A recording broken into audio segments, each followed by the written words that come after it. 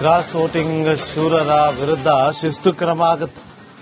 ಬೆಂಗಳೂರಿನಲ್ಲಿ ವಿಪಕ್ಷ ನಾಯಕ ಆರ್ ಅಶೋಕ್ ಅವರು ಕೊಟ್ಟಿರುವಂತಹ ಹೇಳಿಕೆ. ಹೈಕಮಾಂಡ್ ಎಲ್ಲಾ ಮಾಹಿತಿಯನ್ನ ಪಡೆದುಕೊಂಡಿದೆ. ಕ್ರಾಸ್ ವೋಟ್ ಮಾಡಿದವರ ಬಗ್ಗೆ ವರಿಷ್ಠರಿಂದಲೇ ತನಿಖೆ ಆಗ್ತಾ ಇದೆ. ಹೈಕಮಾಂಡ್ ಕ್ರಮವನ್ನ ತೆಗೆದುಕೊಳ್ಳುತ್ತೆ ಅಂತ ಆರ್ ಅಶೋಕ್ ಅವರು ಹೇಳಿದ್ದಾರೆ. ವಿಪಕ್ಷ ನಾಯಕ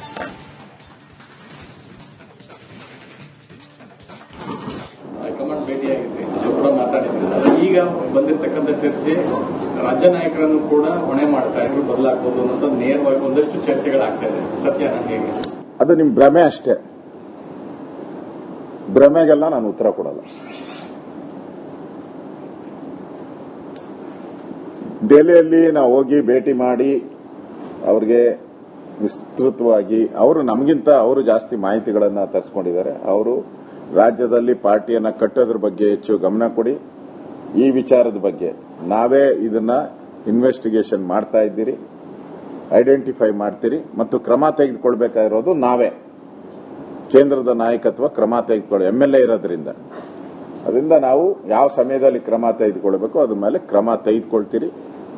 ಈ ತರ ಮಾಡಿದಂತ ವ್ಯಕ್ತಿಗಳನ್ನ ಯಾವುದೇ ಕಾರಣಕ್ಕೂ ಸುಮ್ಮನೆ ಬಿಡಲ್ಲ ಅಂತ ಹೇಳಿದ್ದಾರೆ. ಯಾವ ಸಮಯ ಏನು ಅನ್ನೋದನ್ನ ನಿಗದಿ ಮಾಡಿಲ್ಲ.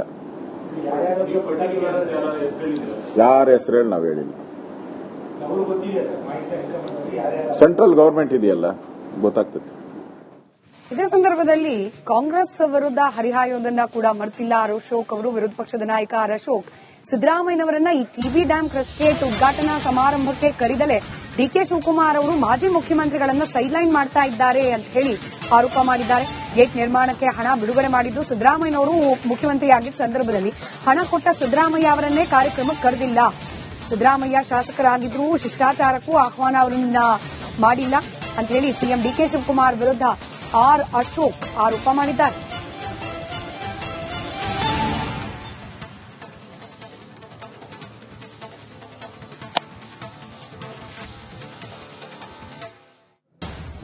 ಮೂರು ಬಾರಿ ಅಲ್ಲಿ ಹೋಗಿದ್ದೆ, ಕ್ರೆಸ್ಟ್ ಗೇಟ್ ಹಾಕಿ ಅಂತೇಳಿ ಡಿಲೇ ಮಾಡಿದ್ರು, ಹಣ ಬಿಡುಗಡೆ ಮಾಡಿರಲಿಲ್ಲ ಕಾಂಟ್ರಾಕ್ಟರ್ಗೆ.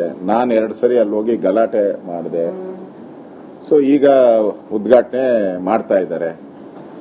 ಹಣ ಬಿಡುಗಡೆ ನಾನು ಡಿಮ್ಯಾಂಡ್ ಮಾಡಿದವನು ನಾನು, ಆರ್ ಅಶೋಕ 3 ಬಾರಿ ಹೋಗಿದ್ದೆ.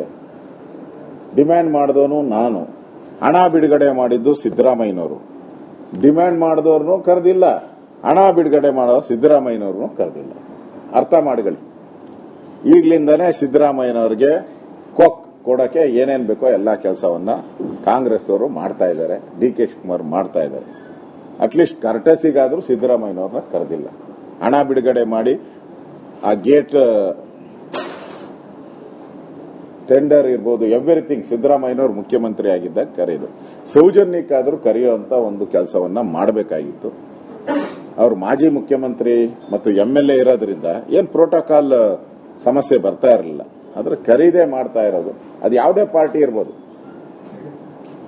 ಖರೀದೇ ಮಾಡ್ತಾ ಇರೋಂಥದ್ದು ಸಿದ್ದರಾಮಯ್ಯನವರಿಗೆ ಮೂಲೆ ಗುಂಪು ಮಾಡಕ್ಕೆ, ಮೂಲೆ ಗುಂಪು ಮಾಡಿದ್ದಾರೆ, ಮೂಲೆ ಗುಂಪು ಆಗಿದ್ದಾರೆ ಅನ್ನೋದಕ್ಕೆ ಇದಕ್ಕಿಂತ ಸಾಕ್ಷಿ ಬೇರೆ ಇಲ್ಲ.